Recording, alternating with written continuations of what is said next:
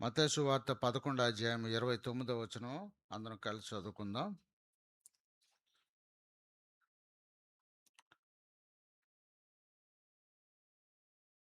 మత్తయి సువార్త 11 అధ్యాయము 29 వచనం. నేను సాత్వికుడను దీన మనసు గలవాడను గనుక మీ మీద నా కాడి ఎత్తుకొని నా యొద్ద నేర్చుకొనుడి. నా యొద్ద నేర్చుకొనుడి.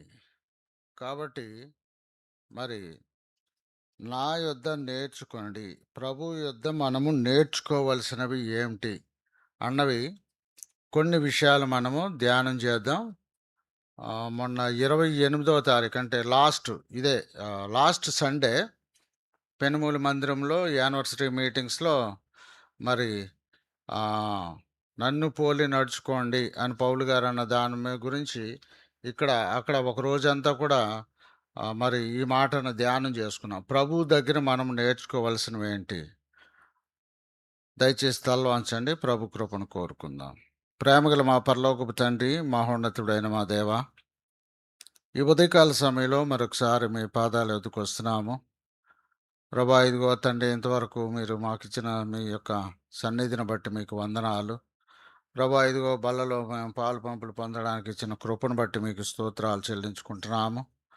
ప్రభా, ఇదిగో మీరు మాకు ఇచ్చిన దానిలో నుంచి కొంచెం కానుకగా మీ మందిరాన్ని తీసుకొచ్చి కానుకలు పెట్టిలో ప్రభా వేయడానికి, కానుకలు సమర్పించడానికి మీరు ఇచ్చిన సమయాన్ని బట్టి మీకు వందనాలు, అవకాశాన్ని బట్టి మీకు వందనాలు. ప్రభా, ఎవరము ఈ అవకాశాన్ని మేము పోగొట్టుకోకున్నట్లుగా సహాయం దయచేయండి. ప్రభా, ఇదిగో తండ్రి నాయన, మీ యొక్క సన్నిధిలో సమర్పించబడిన కానుకలు నశించిపోతున్న ఆత్మల రక్షణార్థమై, పరిచయ నిమిత్తమై, ప్రభా మీ రాజ్య వ్యాప్తి నిమిత్తమై వాడుటకు సహాయములు దయచేయండి, కనికరించండి.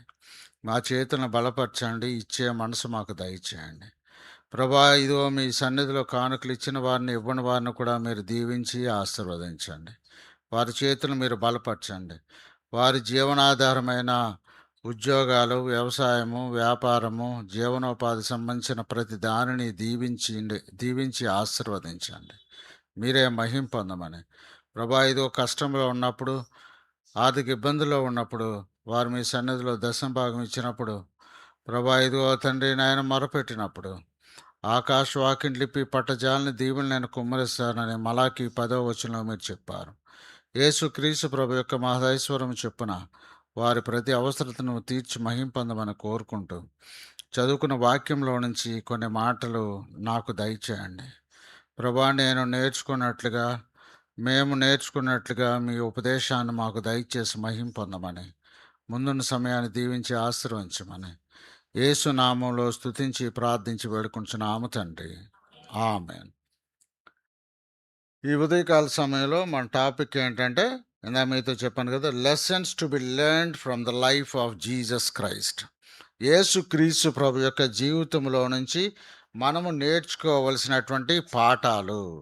యేసుక్రీస్తు ప్రభు వారు భూమి మీద ఉన్నప్పుడు ఆయన జీవించినటువంటి జీవితము, శరీరధారిగా, ముఖ్యంగా మరి మినిస్ట్రియల్ ఇయర్స్, ఆయన సేవా పరిచర్య చేసినటువంటి సంవత్సరాలు ఎంత? ఎన్ని సంవత్సరాలు? 3.5 సంవత్సరాలు.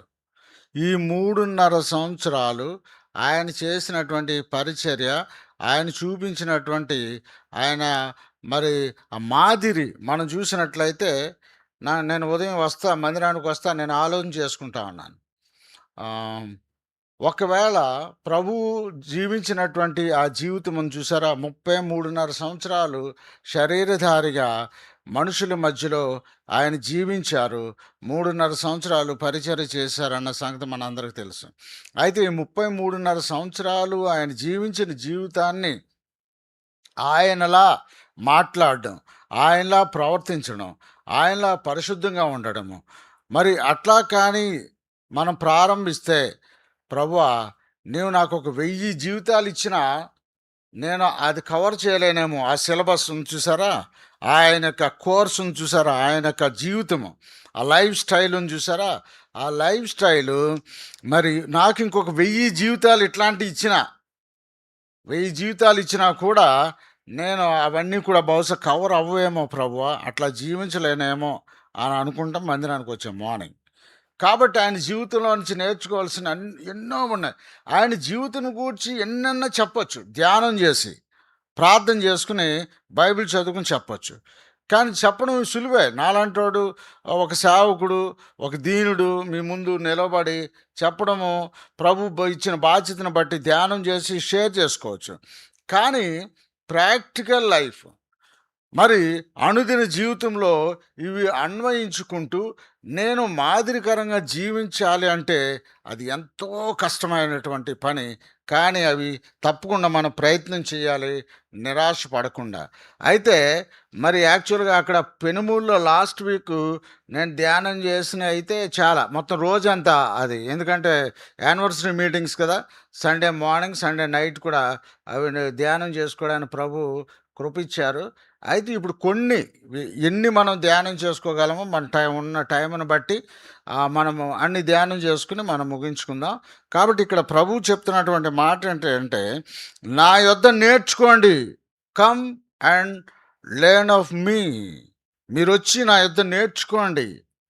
ఎంత అద్భుతమైన నా దగ్గర మీరు నేర్చుకోండి అని ప్రభువు చెప్పగలిగారు అంటే ఇంక దానికి తిరిగిలేదు అసలు. నేను చెప్పగలనా? మనలో ఎవరైనా అంత ధైర్యంగా చెప్పగలమా? రండి నా దగ్గరికి వచ్చి నా జీవితాన్ని చూసి మీరు నేర్చుకోండి అని చెప్పగలిగేటువంటి ఆ సవాలుకరమైనటువంటి ఆ ఛాలెంజింగ్ లైఫ్ మన ఎవరికి కోర్స్ మీకు ఉందేమో తెలియదు, కానీ నాకైతే లేదు. కాబట్టి మన జీవితాల్లో నేర్చుకోవాల్సిన కొన్ని పాఠాలు నెమ్మదిగా క్రీస్తు స్వారూప్యము, ఆయన స్వరూపంలోనికి ఒక్కసారే మనము మలచబడలేము. అది మనకున్నటువంటి శరీర బలహీనతను బట్టి. కానీ అనుదినము ఆయన పోలికలోనికి మలచబడ్డానికి మన ఫెయిల్యూర్స్ నుంచి పాఠాలు నేర్చుకుని విజయ పదాన మనము నడవాలి. అయితే ఆయన జీవితం నుంచి మనం నేర్చుకోవాల్సినటువంటి కొన్ని బహుశా ప్రభు ఇంకో అవకాశం ఇస్తే మిగిలినవి కూడా కంటిన్యూ చేస్తా. ఇప్పుడు ఈరోజు ఎంత మట్టుకి మనం చేయగలమో మనం అంత మట్టుకి ధ్యానం చేద్దాం. మొదటిగా మనం చూసినట్లయితే ఆయన నుంచి మనం నేర్చుకోవాల్సినటువంటి మొదటి పాఠంగా నాకేమనిపించిందంటే, ధ్యానం చేస్తూ ఉంటే ఆయన యొక్క ప్రేమ, అన్కండిషనల్ లవ్. యోహాను సువార్త 3:16లో మనం చూసినట్లయితే ఏంటది? దేవుడు లోకమును ఎంతో ప్రేమించాడు. ఇప్పుడు మరలా యోహాను పత్రిక రండి ఒకసారి. యోహాను సువార్త నుంచి యోహాను పత్రిక మొదటి పత్రిక రండి, 4:19 చదవండి. ఆయనే మొదట మనల్ని ప్రేమించిన గనుక మనము ప్రేమించుచున్నాము. ఎవడైనాను ఆయనే మొదట ప్రేమించాను. చాలాసార్లు చాలా విషయాలు మనం వింటా ఉన్నాము. దేవుని ప్రేమ లేక ప్రభు ప్రేమ, క్రీస్తు ప్రేమ అన్కండిషనల్ లవ్, షరతులు లేని ప్రేమ. ఈ లోకంలో మనుషుల మధ్య ఉండేటువంటి ప్రేమ ఎలాంటిది? షరతులున్న ప్రేమ. ఏమంటావు? నువ్వు నన్ను ప్రేమిస్తే నేను నిన్ను ప్రేమిస్తాను అంటావా అనవా? నువ్వు నన్ను ప్రేమించినప్పుడు నిన్ను నేను ఎందుకు ప్రేమించాలి? నాకు అంత అవసరం ఏంటి? ఇది మన స్టైల్. కానీ దేవుని యొక్క మరి ప్రభు జీవితంలో మనం చూసినట్లయితే ఆయన షరతులు లేని ప్రేమ. చూడండి ఒకసారి రోమా 5:8 చదవండి. రోమా 5:8.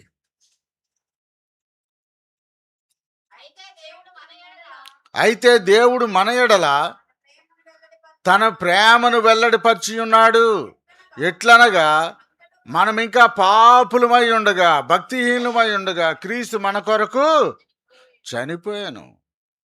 దేవుడు తన ప్రేమను వెల్లడిపరచుచున్నాడు. God demonstrates his love through his son Jesus Christ. ఆయన కుమారుని ద్వారా తన ప్రేమను వెల్లడిపరచుచున్నాడు. కాబట్టి ఇప్పుడు ప్రభువారు ఏమంటున్నారంటే, నేను మిమ్మల్ని ప్రేమిస్తున్నాను, నా ప్రేమ వెల్లడిపరిచాను కదా, ఇప్పుడు మీరు ఒక పని చేయాలి. మత్తయి సువార్త 7:12 ఏం చేయాలంట? చదవండి ఒకసారి. మత్తయి సువార్త 7:12. కావున మనుషులు మీకు ఏమి చేయవలనని మీరు కోరుదురో అలాగనే మీరును వారికి చెయ్యండి. ఆ తర్వాత మార్కు సువార్త 12:31. మార్కు సువార్త 12:31. రెండవది, నీవు నిన్ను వలె నీ పొరుగువాణ్ణి ప్రేమించాలి. ఇది ప్రభు చెప్పినటువంటి ఆజ్ఞ. మొదటి ప్రేమ ఎక్కడ స్టార్ట్ అవుద్ది? ఒక ఫ్యామిలీ ఉందనుకోండి. ఓ ఫ్యామిలీ ఉన్నట్లయితే ఆ ఫ్యామిలీలో ప్రేమ ఎక్కడ ప్రారంభమవుతుంది? భార్యాభర్తల మధ్యన ప్రేమ ప్రారంభమవుతుంది. కాబట్టి ఈ ప్రేమ మరి షరతులు ఉండకూడదు. అతను నన్ను దూషిస్తున్నాడు, లేకపోతే అతను నన్ను ప్రేమించినట్టుగా నాకేం అనిపించడం లేదు, కాబట్టి నేనెందుకు ప్రేమించాలని నువ్వు అనుకోకూడదు. నువ్వు ప్రేమించినప్పుడు నీ ప్రేమను ఆ మాదిరిగా అతను ప్రేమిస్తాడు. అట్లా ఒకరు అదేవిధంగా తల్లిదండ్రులుగా పిల్లలను ప్రేమించడము, కుటుంబంలో ప్రేమ ఉన్నప్పుడు ఆ తర్వాత ఇతరులను కూడా మనం ప్రేమించడం. నిన్ను వలె నీ పొరుగువాడిని ప్రేమించండి. ఇది చాలా కష్టమైన పని. సాధారణంగా మనుషుడు ఎక్కువగా తను తానే ప్రేమించుకుంటాడు. తన శరీరాన్ని ప్రేమించుకుంటాడు. తన కుటుంబాన్ని ప్రేమించుకోవడానికి ప్రయత్నం చేస్తాడు. కానీ పొరుగువాడిని ఎలా ప్రేమిస్తాడు? కానీ ప్రభు చెప్తా ఉన్నారు, పొరుగువాడిని ప్రేమించండి. కాబట్టి ద్వేషించడం మాని మరి పొరుగువాడిని మనం ప్రేమించాలి, ప్రభు ప్రేమించినట్లుగా. లూకాసు సువార్త 10:27 మనం చూసినట్లయితే అక్కడ ప్రభు ఇంకో విషయం చెప్తారు. చూడండి, లూకాసు సువార్త. నీ పూర్ణ హృదయంతోనూ, పూర్ణ మనసుతోనూ, నీ పూర్ణ శక్తితోనూ, పూర్ణ వివేకంతోనూ ప్రేమింపవలననియు నిన్ను వలె నీ పొరుగువాడిని ప్రేమించవలను. Love your neighbour as you love your self. కాబట్టి నిన్ను వలె నీ పొరుగువాడిని ప్రేమించు. కాబట్టి ఈ ప్రేమ అన్నది మొదటిగా మనం చూస్తూ ఉన్నాము. దీని కొరకు మనం ప్రభువుని అడగాలి ప్రత్యేకంగా. ప్రభువా, ఇదిగో తండ్రి నాయన, ఇతరులని నేను ప్రేమించాలి, నా పొరుగువారిని నేను ప్రేమించాలి. రెండవదిగా మనం చూసినట్లయితే ఫర్గివ్నెస్, క్షమాపణ. మొదటిది ప్రేమ, షరతులు లేని ప్రేమ ప్రభులో చూస్తున్నాము, దానిని మనం నేర్చుకోవాలి. రెండోది ఫర్గివ్నెస్, ఏంటంటే క్షమాపణ. ఇతరులను క్షమించాలి. మత్తయి సువార్త 6:14-15 చూస్తాం మనం ఈ మాటలు. చూడండి ఒకసారి, మత్తయి సువార్త 6:14-15. మనుషుల అపరాధములను మీరు క్షమించిన యెడల పరలోకపు తండ్రియు మీ అపరాధములను. ఈ మాటలు ఎక్కడ ఉంటాయి? ఏ ప్రార్థనలో కనబడతాయి? అది ప్రభువు నేర్పిన ప్రార్థన అంటారు. ప్రభువు నేర్పిన ప్రార్థన తన శిష్యులకి ఏంటంటే అందులో ఉంటుంది ఈ మాట. ఏమని ఉంటుంది? నీ పొరుగువాణిని క్షమించుము, నీ అపరాధములను, వాని యొక్క అపరాధములు, వాడి దోషములు వాడిని క్షమించు. క్షమాపణ ఇది చాలా ఇంపార్టెంట్. కుటుంబాల్లో క్షమాపణ ఉండదు. తప్పు చేశారనుకోండి, ఎవరైనా భార్య కానీ భర్త కానీ, ఒకరినొకరు క్షమించుకోవడానికి చాలా కష్టపడుతూ ఉంటారు. కొన్నిసార్లు మీకు మొన్న ఈ మధ్యన కూడా నేను చెప్పాను, సైకాలజీ ఏం చెప్తుందంటే, పురుషులు అంటే భర్త పొజిషన్లో ఉన్నవారు, భర్త బాధ్యతలో ఉన్నవాళ్ళు పురుషులు అంట క్షమించమని ఒకవేళ భార్య అడిగింది అనుకోండి, క్షమిస్తారు, తర్వాత మర్చిపోతారు, ఇంకా పనులు అయిపోయిందిరా అనుకుంటారు. కానీ స్త్రీలు కొంచెం స్పెషల్. వాళ్ళు స్పెషల్ ఏంటంటే క్షమిస్తారు కానీ మర్చిపోరు. ఏంటి? మాట వచ్చినప్పుడు దాన్ని లాకర్లోంచి తీస్తారన్నమాట. ఫలానా రోజు ఫలానా తారీఖు, ఆ రోజు మనం పప్పు గోంగూర వంట చేసాము, గుమ్మడికాయ వడియాలు, నోరు ఊరుతుందా? కాబట్టి అవన్నీ మొత్తం ఆ రోజు జరిగిందంతా కూడా గుర్తుండిపోద్ది. అసలు మీ జ్ఞాపకశక్తికి వందనాలు సహోదరులారా. కాబట్టి వాళ్ళకి చాలా జ్ఞాపకశక్తి ఉంటుంది. అన్నోళ్ళకి అంత జ్ఞాపకం ఉండదు. అప్పుడే అంటాడు, ఏదంటే మర్చిపోతాడు. ఆ తర్వాత అసలు నేను ఎప్పుడు అన్నాను అంటాడు. కాబట్టి ఆవిడ మళ్ళీ ఇంకోసారి అంటుంది, ఈ మధ్యన మతిమరుపు ఎక్కువైపోయింది నీకు అంటుంటారు. కాబట్టి అయితే వాళ్ళకేమో వయసు పెరిగే కొలది మతిమరుపు ఎక్కువ అవుతుంటుంది. మీకేమో వయసు పెరిగే కొలది జ్ఞాపశక్తి పెరుగుతుంటది. పాతయన్నీ గుర్తొస్తుంటాయి ఖాళీ ఎక్కువైపోయి. కాబట్టి మరి ఈ విధంగా మరి క్షమించడం అన్నది చాలా మరి ఇంపార్టెంట్. మనం ఒకవేళ క్షమించకపోయినట్లయితే మరి మనం క్రిస్టియన్స్ కాదు. అర్థమవుతుందా? క్రిస్టియన్స్ కాదు. నేను క్రిస్టియన్ అని చెప్పుకోవడం వేస్ట్ క్షమించకపోయినట్లయితే. తర్వాత ఎఫెసీయులకు రాసిన పత్రికలో మరి పౌలు ఎఫెసస్‌లో ఉన్న సంఘానికి ఒక మాట రాశారాయన. 4:32 ఒకని ఎడల ఒకడు దయ కలిగి కరుణాహృదయులై క్రీస్తునందు దేవుడు మిమ్మును క్షమించిన ప్రకారము మీరును ఒకరినొకరు క్షమించండి. ఫ్రెండ్స్ని క్షమించలేకుండా ఉన్నావా? ఫోన్ చేసి సర్లే ఏదో ఇది అయిపోయింది ఆయన క్షమించేసాయి. బంధువులతో నీకు మాటలు లేవా? ఈరోజు ఫోన్ చేయి సాయంకాలం గుర్తు తెచ్చుకుని. సాయంకాలం కుదరదేమో కదా, పోనీ రేపు. కాబట్టి మరి క్షమాపణ ఫోన్ చేసి చెప్పండి. మీరు వెళ్ళడానికి ఒకవేళ వీలు లేకపోయినట్లయితే క్షమించుకోండి, క్షమాపణ చెప్పండి. వాళ్ళు ఎంత నీ కీడు చేశారని అనుకున్నా, ఎంత ఆర్థిక మరి నష్టం కలిగించినా, నిన్ను సిగ్గుపరిచేటువంటి పరిస్థితులు వాళ్ళు కలిగించినప్పటికీ క్షమించేసేయండి. క్షమిస్తే నీకు మనశ్శాంతిగా ఉంటుంది. ఆ తర్వాత వాళ్ళు సంతోషిస్తారు. ఆ తర్వాత ప్రభువుని మహింపరుస్తారు, ప్రభువుని విశ్వసిస్తారు వాళ్ళు. ఆ తర్వాత మరి కొలసి 3:13 కూడా చదవండి ఒకసారి. కొలసీలకు రాసిన పత్రిక 3:13 చదవండి. ఎవడైనను తనకు హాని చేసెనని ఒకడు అనుకున్నట్లయితే ఒక్కనినొకడు సహించుచు. ఎంత అద్భుతం! ఎవడైనా నీకు హాని చేశాడు అనుకుంటే, నీకు కీడు చేశాడు అనుకుంటే, నీకు నష్టపరిచాడని అనుకుంటే ఏంటంటే ఫస్ట్ ఏం చేయాలంట? ఒకరినొకడు సహించాలి. ఇది మనం నేర్చుకోవాలి. కొన్నిసార్లు నేను అస్సలు సహించను అంటారు. అయితే ప్రభువుని బట్టి సహించండి. ప్రభు మనకు సహిస్తారు కదా. ప్రభు నన్ను ఎంత సహించారు? లేకపోతే నేను ఇక్కడ ఉందునా? ఇక్కడ మనం ఉందుమా? ప్రభు ఎంతో సహిస్తూ ఉన్నారు. సహించడం అంటే బేరింగ్. మన సహిస్తూ ఉన్నారు. రెండో మాట ఏమనుంది అక్కడ? క్షమించండి, సహించండి, క్షమించండి. కాబట్టి ప్రభు యొక్క జీవితంలో నుంచి ఇది మనము నేర్చుకోవాలి. ఎందుకు అనుకున్నారు? ప్రభు ఎలా క్షమించారు? లూకాసు వార్త 23:34 చదవండి. లూకాసు వార్త 23:34. యేసు తండ్రి వీరేమి చేయుచున్నారో వీరెరుగరు గనుక వీరిని క్షమించండి. అది కాబట్టి ఇక్కడ ప్రభు చెప్తా ఉన్నారు. ప్రభు చివరికి సిలువలో వేలాడుతూ మహావేదన అనుభవిస్తూ తండ్రికి ఒక ప్రార్థన చేస్తూ ఉన్నారు. మొదటి మాట ఇదే.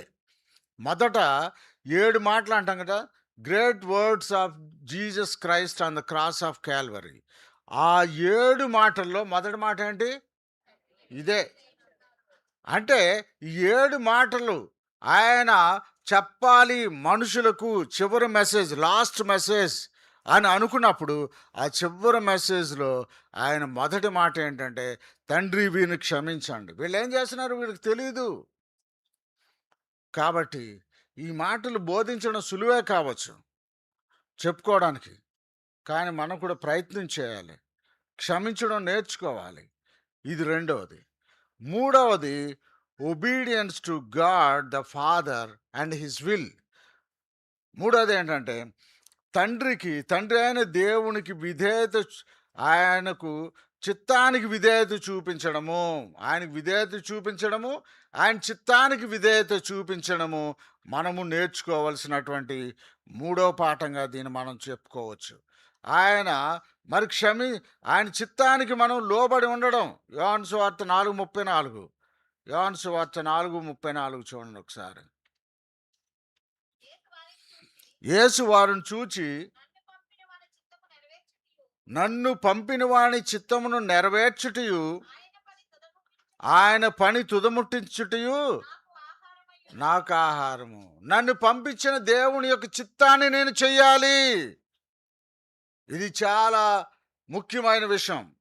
పెళ్ళిళ్ళు చేసుకునేటప్పుడు, ఎక్కడైనా అడ్మిషన్స్ కొరకు ప్రార్థన చేసుకుంటున్నప్పుడు, ఎక్కడికైనా ఊరు వెళ్ళవలసి వచ్చినప్పుడు, ఒక ఇల్లు కొనుక్కోవాల్సి వచ్చినప్పుడు, ఒక వస్తువు వాహనం కొనుక్కోవాల్సి వచ్చినప్పుడు, ఇల్లు స్థలం పొలాలు కొనుక్కోవాల్సి వచ్చినప్పుడు, డబ్బులున్నాయి కదా వెళ్ళిపోదామని అనుకుని మోసపోకండి.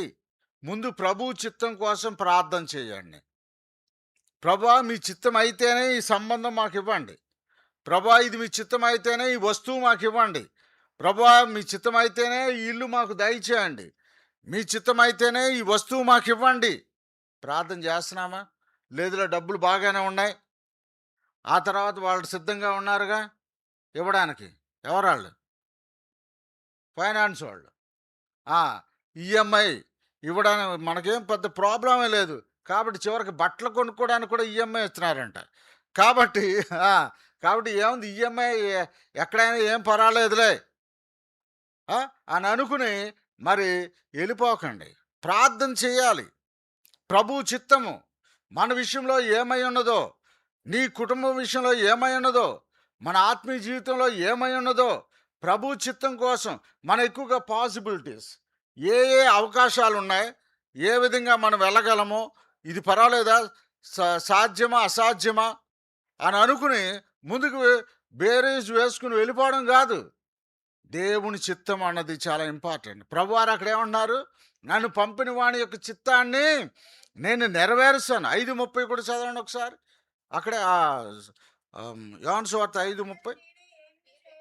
నా అంతటా నేనే ఏమీ చేయలేను, మీరు వినున్నట్లుగా. నా అంతటా నేను ఏమీ చేయను. అసలు నా తండ్రి చెప్తే తప్ప నా అంతటా నేను ఏమీ చేయను. ఆయన తనంతట తను ఏమీ చేయలేరా?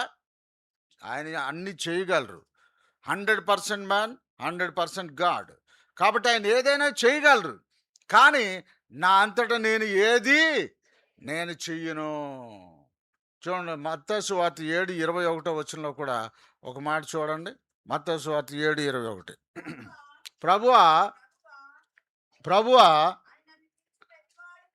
నన్ను పిలిచి ప్రతివాడును పరలోక రాజ్యంలో ప్రవేశించడు. పరలోకమందున్న నా తండ్రి చిత్త ప్రకారము చేయువాడే ప్రవేశించును. నా తండ్రి చిత్తం. ప్రభువా ప్రభువా అంటే అవ్వదు ఇక్కడ. అర్థం ఉందండి? మనకు ఒక ఊత పదం ఏంటి? ప్రభువా ప్రభువా, యేసయ్య, ఇవన్నీ ఊత పదాలు. తుమ్ము వచ్చినప్పుడు, దగ్గు వచ్చినప్పుడు, కూర్చున్నప్పుడు, లేచినప్పుడు ప్రభువా ఊరికే ఊత పదాలుగా వాడడం కాదు అని ప్రభు చెప్తున్నారు. ప్రభువా ప్రభువా అంటే అవ్వదు. నా శిష్యులారా, నాతో ఉన్నవారులారా, మీరేం చేయాలి? నా తండ్రి చిత్తము మీరు చేయాలి. అప్పుడే ఆ ప్రభు అనడానికి విలువ ఉంటుంది. యేసయ్య అన్న మాటకు విలువ ఉంటుంది. అంతే తప్ప ఊరికనే ప్రభు అని అంటే దానివల్ల ఉపయోగం లేదంటున్నారు. యోహాను సువార్త 6:38 చదవండి ఒకసారి. యోహాను సువార్త 6:38. నా ఇష్టమును నెరవేర్చుటకు నేను రాలేదు, నన్ను పంపిన వాని చిత్తము నెరవేర్చుటకే పరలోకం నుంచి దిగొచ్చాను. నా చిత్తాన్ని నేను నెరవేర్చుకోను అంటే దాని అర్థం ఏంటి? నా ఇష్టం వచ్చినట్టు నేను జీవించను. నాకు ఇది నచ్చింది కదా, నాకు ఇది కంటికి వింపుగా ఉంది కదా, కాబట్టి నేను దీన్ని తీసుకుంటాను, ఇది చేస్తాను, ఎక్కడికి వెళ్తాను అని నేను అన్ను. నా చిత్తాన్ని నేను నెరవేర్చుకోను. కానీ నా తండ్రి నన్ను పంపిన వాని యొక్క చిత్తాన్ని నేను నెరవేర్చుటకు నేను వచ్చాను. అదే గోడ మీద ఒక వాక్యం నాకు కనబడుతుంది తిన్నగా. కీర్తన 48 వచ్చిన చదవండి. 40 కీర్తన 8 వచ్చిన. నా దేవా నీ చిత్తము నెరవేర్చుట నాకు సంతోషము. నా దేవా, నీ చిత్తము నెరవేర్చుట నాకు సంతోషము. కాబట్టి దేవుని చిత్తాన్ని నెరవేర్చడం నాకు సంతోషం అని కీర్తనగాడు చెప్తా ఉన్నాడు. అదేవిధంగా యోహాను సువార్త 14:31లో కూడా ఇంకో మాట చదువుకుని కొంచెం ముందుకెళ్దాం. యోహాను సువార్త 14:30. ఆ! నేను తండ్రిని ప్రేమించుచున్నానని లోకము తెలుసుకొనున్నట్లు తండ్రి నాకు ఆజ్ఞాపించిన దాన్ని నెరవేర్చుటకు ఆ నేను నా తండ్రి చిత్తాన్ని నెరవేర్చడానికి నేను వచ్చాను.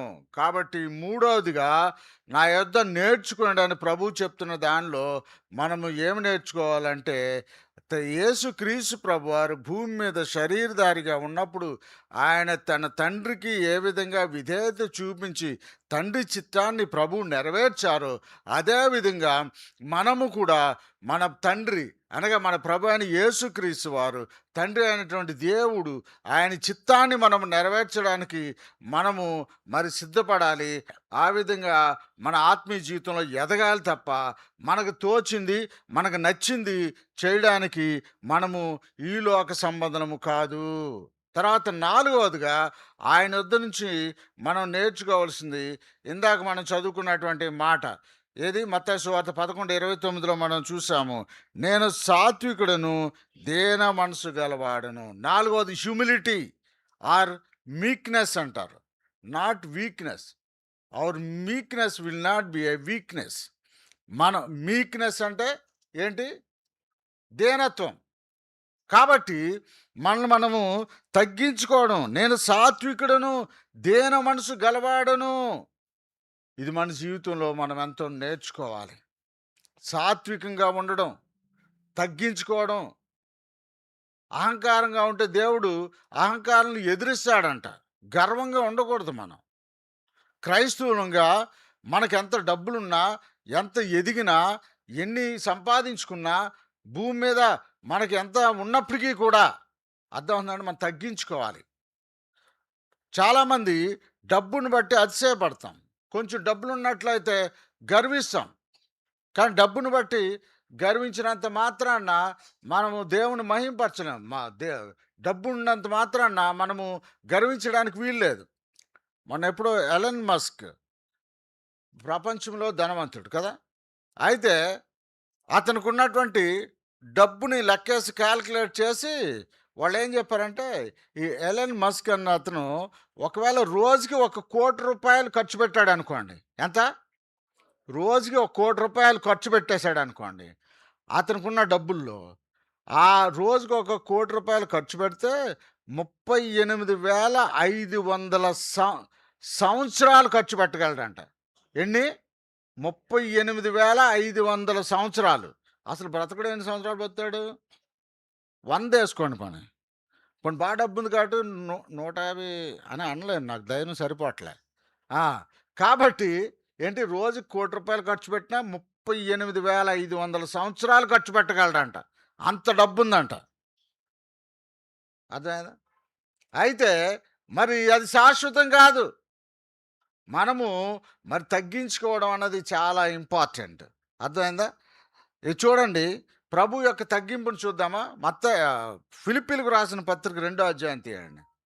5 నుంచి కొన్ని మాటలు చదువుదాం. క్రీస్తు యేసునకు కలిగిన ఈ మనసు మీరును కలిగి ఉండుడి. ఆయన దేవుని స్వరూపము కలిగిన వాడయుండి దేవునితో సమానంగా ఉండుట విడిచిపెట్టకూడని భాగ్యమని ఎంచుకొనలేదు. కానీ మనుషుని పోలిక పుట్టి దాసుని స్వరూపమును ధరించి తన్ను తానే రిక్తునిగా చేసుకున్నాడు.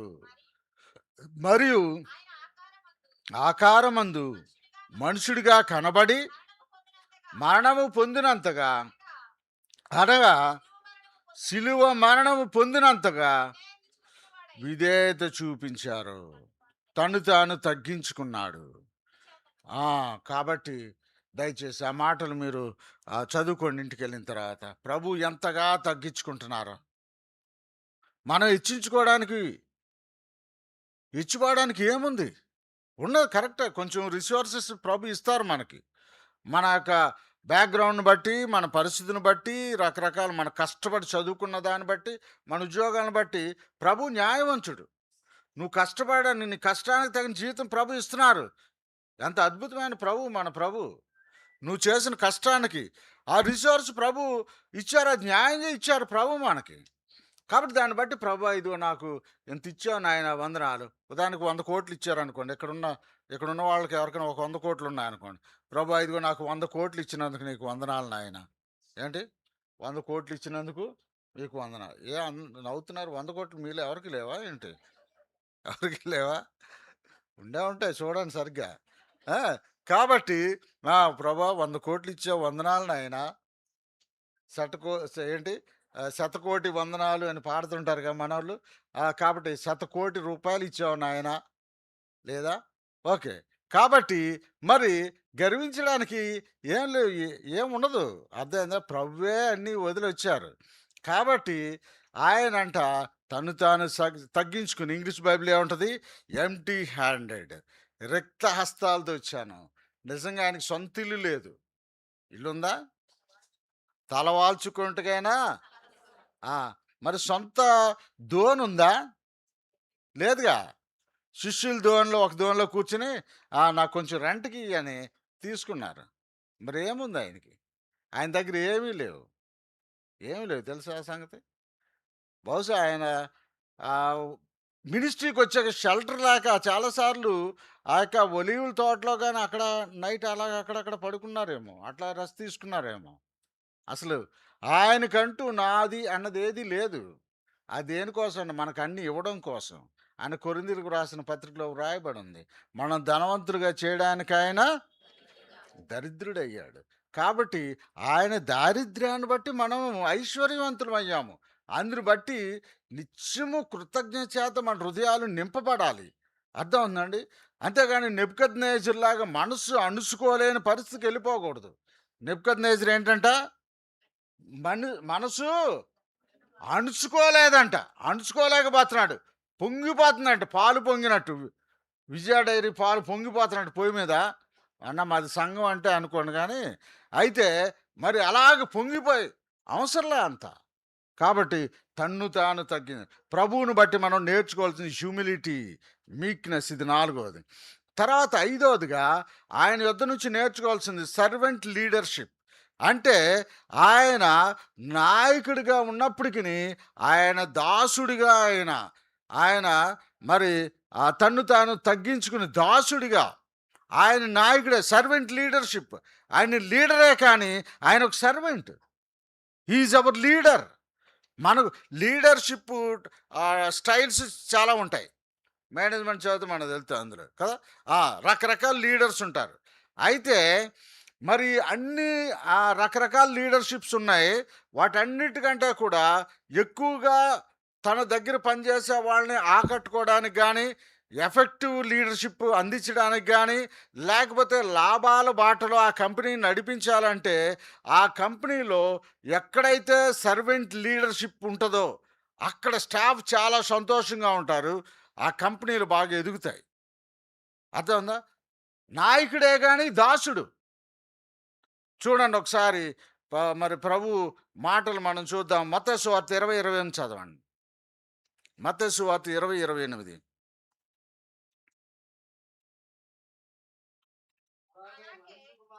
అలాగే మనుష్య కుమారుడు పరిచారము చేయించుకుంటకు రాలేదు గాని పరిచారము చేయుటకును అనేకులకు ప్రతిగా విమోచన క్రయధనముగా తన ప్రాణం ఇవ్వడానికి ఆయన వచ్చారు. ఇంకా బెస్ట్ ఎగ్జాంపుల్ 13వ అధ్యాయం యోహాను సువార్త.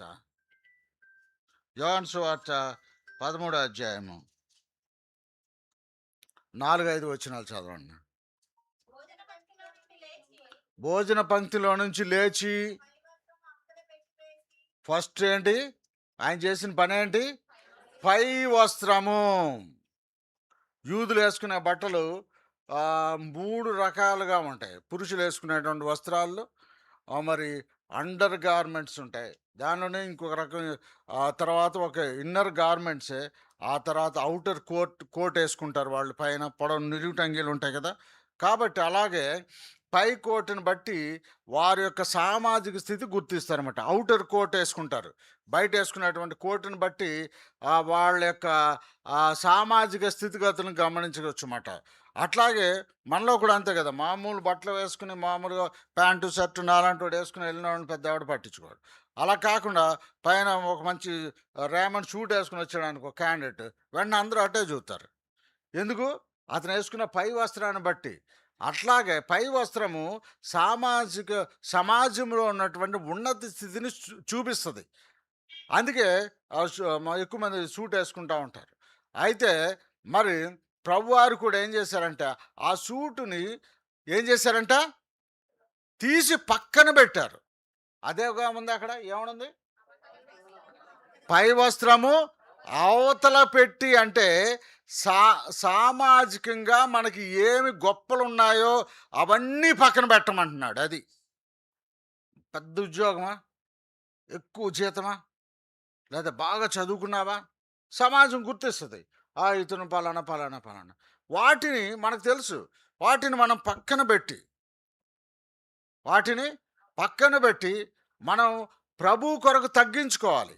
ఒకసారి ఒక సేవకుడు హైదరాబాద్ నుంచి బెంగుళూరు మినిస్ట్రీకి ఆదివారం ఉదయం వెళ్ళాడు. ఆయన ఉదయం సండే మార్నింగ్ బయలుదేరి బెంగుళూరు వెళ్ళాలంటే ట్రైన్ అయితే టైం పడుతుంది కాబట్టి ఆయన ఫ్లైట్‌లో వెళ్ళాడు. ఫ్లైట్‌లో వెళ్ళి బెంగుళూరు వెళ్ళి మందిరంలో కూర్చున్నాడు. ఆరాధన కంటే ముందుగానే ఒక పావుగంట ముందు వెళ్ళిపోయాడు. ఫ్లైట్ రైట్ టైమ్ వచ్చింది. సరే అని ఆయన ఒక 5 నిమిషాలు మందిరంలో ఉండి అక్కడ సేవకుల రూమ్ ఉంటది. ఆ రూమ్‌లోకి వెళ్ళి తర్వాత బయటకొచ్చి ఆయన అట్లా వెయిట్ బయటకొచ్చి నిలబడేసరికి బయట వాష్‌రూమ్స్ ఉన్నాయి. వాష్‌రూమ్స్ ఒక సహోదరి క్లీన్ చేస్తా ఉంది. క్లీన్ చేస్తా ఉంటే ఈయన్ని చూసి "అన్నా ప్రైజ్ లార్డ్ అన్నా" అంది ఆవిడ. "ప్రైజ్ లార్డ్ అన్నా" అనగానే "ప్రైజ్ లార్డ్ అమ్మా, ఎవరమ్మా మీ పేరేంటి?" "అన్నా నా పేరు మెర్సీ అన్నా." "మీరేం చేస్తుంటారు సిస్టర్?" "అన్నా మీరొచ్చిన ఫ్లైట్‌ని నేను ఫ్లై చేసుకొచ్చానన్నా. నేను పైలట్‌నన్నా" అందంట. ఏంటి? ఆయన వచ్చిన ఫ్లైట్‌ని ఆ ఫ్లైట్‌కి ఆమె పైలట్. మీ ఫ్లైట్ నేనే ఫ్లై చేసుకొచ్చానన్నా. నేను సండే నాకు మార్నింగ్ వచ్చిన వెంటనే సండే ఫ్లైట్ నాకెప్పుడు కూడా ఇదే టైం అన్నా. కాబట్టి నేనొచ్చి కొంచెం అయిపోయిన వెంటనే ఎయిర్‌పోర్ట్‌లోంచి వచ్చేసి నేను ఈ మందిరం ఇది చేయడం నాకు అలవాటన్నా. ప్రభువు నాకు చిన్నప్పటి నుంచి నేర్పించారు అని. ఆ! మనమైతే, మనమైతే మనం మీ స్టైల్ మీకుంటది. ఆ! నేను కష్టపడి చదివొచ్చింది. లేతే నేను ఇంకా కాబట్టి అయితే ఈయనకి ఆశ్చర్యపడ్డాడు. అసలు ఒక 5 నిమిషాలు నాకు మాట రాలేదని చెప్పాడండి. సాక్ష్యం విన్నాను నేను. ఆ! ఆ పేర్లన్నీ ఎందుకులెండి. కాబట్టి ఆయన చెప్తున్నాడు. నాకు చాలా ఆశ్చర్యం అనిపించింది. ఆవిడ పైలట్ అయ్యుండి పైగా మరి మళ్ళీ టైము కొంచెం టైంలోనే వచ్చి ఆమె వాష్‌రూమ్స్ క్లీన్ చేస్తుంది. వాష్‌రూమ్స్ మనకు వాష్‌రూమ్స్ క్లీన్ చేసే అలవాటు లేకపోగా, వాష్‌రూమ్‌లో మరొక వ్యక్తి వెళ్ళకుండా హ్మ్. అట్లా ఉంచకూడదు వాష్‌రూమ్స్. అర్థమైందా? ఆ! చాలా క్లీన్‌గా, చాలా నీట్‌గా టైమొచ్చింది కాబట్టి చెప్తున్నాను. ఆ! అదేదో పబ్లిక్ ఉంటాయి చూసారా? ఏది వీఎంసీ వాళ్ళయి ఉంటాయి చూడు అక్కడక్కడ. ఆ! అక్కడికి ఎళ్తే ఇంక అక్కడ పడిపోయి చచ్చిపోతారు మనుషులు. అలాగ చేయకండి. అర్థమైందా? మన వాష్‌రూమ్స్, మన మందిరము, మన సరౌండింగ్స్ ఇది మనది. దేవుని ఇల్లిది. అర్థమైందా? గెస్టం గాదు మనం. ఇష్టం వచ్చినట్టు తిని పడేయడం, ఇష్టం వచ్చినట్టు చేయడం అట్లాగా ఉంచకూడదు. ఆ సహోదరి ఆ మాట చెప్పేసరికి నాకు చాలా షాక్ అయ్యానని ఆ సేవకుడు చెప్తే, అది చదివిన తర్వాత నేను షాక్ అయ్యా. చాలా సేపు అది నా మైండ్‌లో అలాగ ఉండిపోయింది. కాబట్టి మనం తగ్గించుకుందాం. మనం మరి లీడర్సమే. మనందరిని ప్రభువు నాయకులుగా చేశారు. నీ ఇంటికి నువ్వు లీడర్. ఇంటికి లీడర్ ఎవరు? యజమాని, భర్త. You are a leader. అర్థమైందా? కాబట్టి మనం ఒక నాయకుడిగా మనం తగ్గిన లీడర్ అంటే అథారిటీతో అథారిటేటివ్ అంటారు. అట్లా మనం ఉండకూడదు. అర్థమైందండి? కాబట్టి సేవ చేసే నాయకుడిగా మనం ఉండడానికి ప్రయత్నం చేయాలి. 14 వచనం కూడా చదవండి అక్కడే. ఏది? యోహాను సువార్త 13, 14. ఆ! ఈ మాటలు చూడండి. నేను మీ పాదాలు కడిగిన ఎడల దే కడగవలసినదే. తెలుగులో ఎంత బాగుందో చూడండి. నేను మీ పాదాలు కడిగాను కదా! మీరు కూడా ఒకడి పాదాలు ఒకడు కడగాలంతే. అది నేనిచ్చిన మాదిరి అని ప్రభువు చెప్పారు. ఇప్పటికి కొన్ని చోట్ల ఈవెన్ మీకు తెలుసా? పోపు తెలుసు కదా! పోపు సంగతి తెలుసు కదా! ప్రపంచంలో క్రైస్తవ లోకానికి అధినేత, నాయకుడు ఆయన. పోప్ ఏం చేస్తాడో తెలుసా ఆయన? ఆయన తన క్రిందున్నటువంటి బిషప్స్ వాళ్ళ పాదాలు కడుగుతాడాయన. తెలుసా మీకు ఆ సంగతి? రోమ్‌లో వాటికన్ సిటీలో ప ఆహ్, బిషప్స్ పాదాలు కడుగుతాడు. కావాల్సిన మీరు వీడియోస్ ఉంటాయి చూసుకోండి. కాబట్టి మరి ఇప్పటికి కొన్ని సంఘాల్లో ఇవి ఉంది. కొన్ని సంఘాల్లో ఉంది. నాకు తెలిసిన కొన్ని సంఘాలు నాకు తెలుసు. ఆ సంఘాల్లో వాళ్ళేం చేస్తారంటే, ఈ ప్రభురాత్రి భోజనం అన్నది వారు గురువారం రాత్రి స్టార్ట్ చేసి ఫ్రైడేకి ఎంటర్ అయ్యేటప్పుడు ఈ ఈ లార్డ్స్ టేబుల్ ఇస్తారు. లార్డ్స్ టేబుల్ ఇచ్చినప్పుడు ఆ సేవకుడు దానికి ముందు అక్కడ సంఘ పెద్దలందరూని కూర్చోబెట్టి వారి యొక్క పాదాలు కడుగుతాడు. ఆ! ఆఫ్‌కోర్స్ అది ఎవరి క్రమం వారికుంటది. కాబట్టి మనము నేర్చుకోవాల్సిందేంటంటే, ఆ నాయకత్వ లక్షణాలు మన జీవితంలో మనకుండాలి. ఇది ఐదవదిగా మనం చూస్తా ఉన్నాం. తర్వాత ప్రభువు దగ్గర నుంచి నేర్చుకోవాల్సినటువంటి ఇంకొక పాఠం ఏంటంటే, ప్రార్థన, ఏకాంత ప్రార్థన. మత్తయి సువార్త 6:6 చదవండి ఒకసారి. మత్తయి సువార్త 6. ప్రార్థన చేయనప్పుడు ప్రేయింగ్ ఇన్ సీక్రెట్. ఏంటి? ప్రార్థన ఎట్లాగంట? సీక్రెట్‌గా మనం ప్రార్థన చేయడం ఇదొక టైపు. ఏం చేయాలి? ప్రార్థన చేసేటప్పుడు హాల్‌లో కూర్చొని మనం ప్రార్థన చేస్తున్నాం అనుకోండి, డిస్టర్బెన్స్. వాళ్ళు వీళ్ళు వెళ్తా ఉంటారు. రకరకాలుగా ఉంటది ఇంట్లో హాల్‌లో. ఒకవేళ మనకి ఆ ఫెసిలిటీ లేదనుకోండి పర్వాలేదు. అయితే ఒకవేళ రూమ్ ఉందనుకోండి, స్పెసిఫిక్‌గా నీకు అంటూ ఒక రూము, లేతే మీ బెడ్‌రూమ్ ఉందనుకోండి. మీ బెడ్‌రూమ్‌కెళ్ళి తలుపులేసుకొని పరలోకమందున్న తండ్రికేం చేయాలి? ప్రార్థన చేయాలి. తలుపులేసుకొని ప్రార్థన చేయాలి. అందరికీ కనిపించేలాగా కొంతమంది ప్రార్థనలు ఎలా ఉంటాయంటే, కనిపించేలా అందరూ నేను ప్రార్థన చేసుకుంటున్నాను, వీళ్ళు నన్ను చూడాలి అన్నటువంటి ఆ భావంతో కొంతమంది ప్రార్థన చేస్తుంటారు. అసలు ఆ ప్రార్థనలు వేస్ట్ ప్రార్థనలు. కొన్నిసార్లు ప్రార్థన చేస్తానే ఉంటారు, మధ్యలో మాట్లాడుతుంటారు. ఆ! మాకు చిన్నప్పుడు రైల్వే క్వార్టర్‌లో అన్న జోసెఫ్ అన్న మేమంతా రైల్వే క్వార్టర్‌లో ఉండేవాళ్ళం కదా! మా క్వార్టర్‌కి ఎదురు క్వార్టర్‌లో ఒక ఆంటీ వాళ్ళు ఉండేవారు. వాళ్ళు కూడా క్రిస్టియన్స్ మాట. వాళ్ళు కూడా ఆవిడేంటంటే ప్రార్థన చేస్తా ఉండేది. తలుపులు తీసే ఉండేయి. ప్రార్థన చేస్తా ఉండేది. ప్రార్థన చేస్తా, "అమ్మాయి సునీల, పొయ్యి మీద పాలున్నాయి ఆపేయి." "ప్రభువా నాయన" మళ్ళీ మొదలెట్టేది. ఆ! మళ్ళీ అటు ఇటు చూసి, "కోళ్ళొచ్చినాయి కొట్టేయి" అని మళ్ళీ ఆమె ప్రార్థన చేస్తుందా? ఈ పిల్లలతో మాట్లాడుతుందా? ఈ టైప్ ప్రార్థనలు. అర్థమైందా? అలాంటి పిచ్చి ప్రార్థనలు చేయకండి. అనవసరం అలాంటి ప్రార్థనలు. ఎవరైనా ఒక అధికారి దగ్గరికెళ్ళినప్పుడు సరిగ్గా వినండి. అధికారి అంటే మనకు బాగా తెలియాలంటే పోలీస్ స్టేషన్‌కెళ్ళి ఎస్ఐ ముందు నిలబడి ఏదైనా చెప్పాల్సొచ్చినప్పుడు ఇలా ప్రార్థన చేస్తా ఈ లోపల ఆయనకేదో విషయం చెప్తా, ఈ లోపల ఫోనొచ్చింది ఆగండని ఫోన్ మాట్లాడుతుంటే ఎలా ఉంటది? మాట్లాడగలమా? ఆ దమ్ము, ధైర్యం ఉంటదా? డాక్టర్ దగ్గరికెళ్తేనే అక్కడ హాస్పిటల్ ఏముంటది? ఫోను బొమ్మేసి ఆ! మీ మొబైల్ ఫోను స్విచ్ ఆఫ్ చేయండి అని ఉంటది. పోలీస్ స్టేషన్‌కెళ్తే నువ్వు ఫోన్ ఆపుతావు. హాస్పిటల్‌కెళ్తే ఫోన్ ఆపుతావు. బ్యాంక్‌కెళ్ళినా ఫోన్ ఆపుతావు. కొన్నిసార్లు బయటికెళ్ళినప్పుడు అలాంటప్పుడు ప్రభువు దగ్గరికి వెళ్ళినప్పుడు మరి నువ్వెలా మాట్లాడాలి? అటెన్షన్ ఉండాలా? నేను కూడా సాతాను చాలా అసలు మన ప్రార్థన డైవర్ట్ చేస్తుంటాడు. నేను కూడా చాలా సార్లు రాత్రుళ్ళు మేముండే ఆ ఇంటి పైన టెర్రస్ మీద ప్రార్థన చేసుకోవడం నాకు అలవాటు. ఈ నైట్ 7 తర్వాత వెళ్ళిపోయి చాలాసేపు ప్రార్థన కొన్నిసార్లు ప్రార్థన చేస్తున్నప్పటికీ కూడా వేరే ఆలోచనలొచ్చేస్తుంటాయి. ప్రార్థన ప్రార్థనే. వేరే ఆలోచనలు. సాతానుడు ఆ విధంగా మన ఆలోచనలు చెరబడతా ఉంటాడు.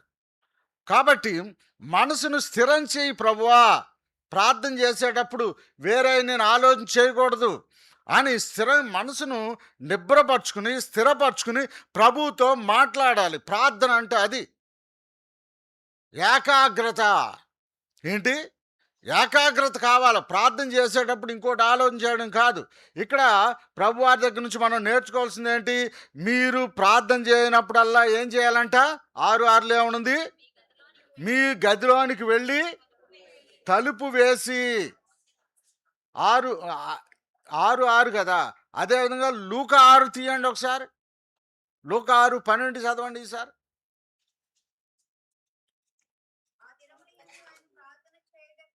ఆ దినముల యందు ఆయన ప్రార్థన చేయుటకు కొండకు వెళ్ళి రాత్రి all night prayer. All night prayer ఎక్కడుంది అంటారేమో. చూసారా? అదిగో అక్కడే ఉంది. ప్రభు ఏంటంట? ఆ రాత్రి కొండకు వెళ్ళి. అంటే ప్రార్థన అంటే 2 రకాలు, మీరు జాగ్రత్తగా గమనించండి. ఒకటి రహస్యంగా గదిలో చేసే ప్రార్థన, ప్రేయర్ అంటారు దాన్ని. రెండో దాన్ని సాలిట్యూడ్ అంటారు. అంటే ఏకాంత ప్రార్థన. ఇసుక తిప్పల మీదకి వెళ్ళి ప్రార్థన చేసుకునేవాళ్ళం ధవళేశ్వరం బ్యారేజ్ దగ్గర. ఇదో మాతో పాటు ఇంకో క్యాండిడేట్ కూడా జాయిన్ అయ్యాడు, శ్రీధర్. శ్రీధర్ కూడా తెలుసు. కాబట్టి మనం చూసినట్లయితే మరి ఏకాంత ప్రార్థన. కొన్నిసార్లు ఏకాంత ప్రార్థనలు కొన్నిసార్లు కాదు, ఇది అలవాటు చేసుకోవాలి. రూమ్లో ప్రార్థన చేసుకోవాలి. అవసరమైతే ఎక్కడ ఒక గార్డెన్ కానీ లేకపోతే సంథింగ్ ఎక్కడ మరి ఏకాంతంగా సైలెంట్గా ఉండేటువంటి ప్రాంతాలకు వెళ్ళి చక్కగా ప్రార్థన చేసుకోవడం. ప్రభుతో నీ మనసులో ఏముందో అది చెప్పేసే. ఏముందో చెప్పు. సనుక్కోకుండా ప్రభు ఇదిగో. నేను కూడా కొత్తలో కొంచెం చిన్నప్పుడు ఆత్మీయంగా ఉన్నప్పుడు సనుక్కునేవాడిని. అయితే తర్వాత ఒక సేవకుడు చెప్పడం నేను వినిన తర్వాత, నీ మనసులో ఏముందో అది చెప్పు, ప్రార్థన చెయ్యి. ఒక స్నేహితునితో చెప్పినట్లుగా మాట్లాడినట్టుగా మాట్లాడు అని విన్నప్పుడు నేను కూడా అట్లాగే మాట్లాడడం నేర్చుకున్నాను. లేకపోతే ఒక కొండ ప్రాంతానికి వెళ్ళి, లేకపోతే మరి ఇంకో ఎక్కడో మా నదీ ప్రాంతాన్ని ఎక్కడో ఒక చోటకి, కొండ ప్రాంతం అన్నాడని కొండపల్లి కిల్లాకెళ్ళి అక్కడ రీల్స్ తీయడం కాదు. అర్థమైందా? ఏకాంత ప్రార్థనకి వెళ్తే మనకి ఫోటోలు, సెల్ఫీలు మామూలుగా ఉండదు. మన స్టైలే వేరు అసలు కదా. అయితే ఒకవేళ ప్రార్థన కోసమే వెళ్తే జస్ట్ ఏకాంతంగా వెళ్ళండి, ఒక చోటకి వెళ్ళి చక్కగా ప్రార్థన చేసుకుని రండి. అది చాలా బాగుంటుంది. నిజం. మంచి ఎక్స్పీరియన్సెస్ అవి. అవన్నీ పోగొట్టుకోకండి. శరీరంలో ఉండగానే మన చుట్టుప్రక్కల ప్రాంతాల పరిసరాలు పొల్యూట్ అయిపోకముందే మన యొక్క విసినిటీలో మనకు కనిపించేటువంటి ప్రాంతాలు, ఒక పొలంలోకో, ఒక చేలోకో, లేకపోతే ఒక గార్డెన్లోకో ఎక్కడో ఒక చోటకు వెళ్ళి, లేకపోతే పైకి మేడ మీదకి వెళ్ళి చైర్ వేసుకుని అక్కడ చక్కగా ప్రార్థన చేసుకోండి. ఏకాంత ప్రార్థన. ప్రభు ఏం చేశారంట? 6:12 మరలా చదవండి. ఆ దినముల యందు ఆయన ప్రార్థన చేయుటకు కొండకు వెళ్ళి. ఆ తర్వాత మార్కు సువార్త 1:30 చదవండి. ఆయన పెందలకడనే లేచి ఇంకను చాలా చీకటి ఉండగానే బయలుదేరి అరణ్య ప్రదేశం. ఇందాకేమో కొండ, ఇప్పుడు ఎక్కడ? అరణ్య ప్రదేశమునకు వెళ్ళి. 9వ అధ్యాయం తీయండి. లూకా సువార్త 18వ వచనం కూడా చదవండి.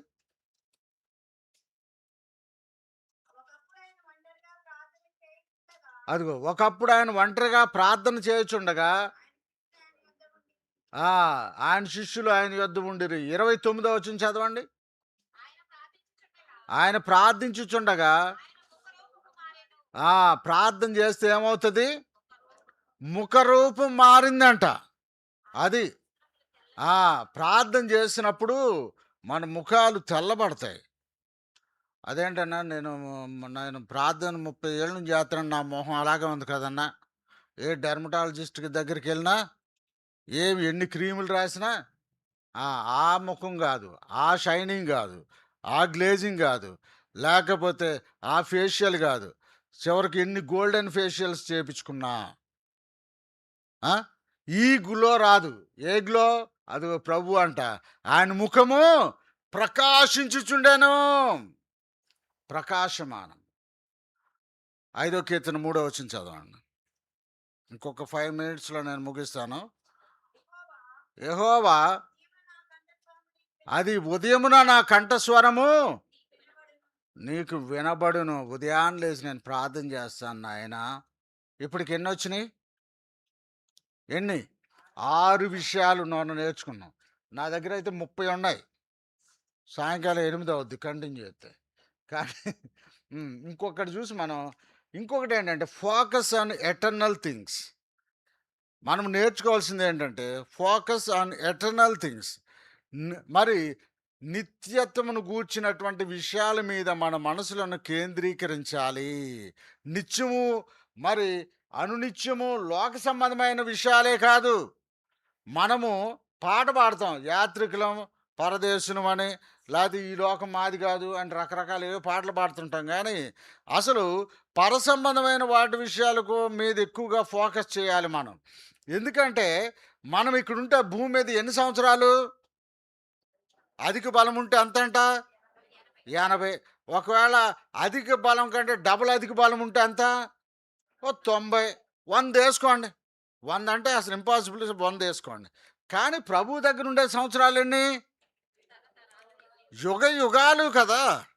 కాబట్టి దాని గురించి ఆ ఉండబోయే, మనం వెళ్ళబోయే ఆ రాజ్యం గురించి నీకు ఆలోచన ఉందా? అసలు అక్కడ కదా ఎక్కువ. ఇక్కడ చాలా తక్కువ. చిన్న ట్రిప్ ఇది అంతే. ఏంటి? ఓ చిన్న ట్రిప్ భూలోకంలో. అసలుది అక్కడ. మనం అక్కడికెళ్ళిపోయి ఇంక అక్కడ ఉండిపోతాం మనం. కాబట్టి పరసంబంధమైన వాటి మీద మనం మన మనసుంచాలి. మత్తయి సువార్త 6:33 చదవండి.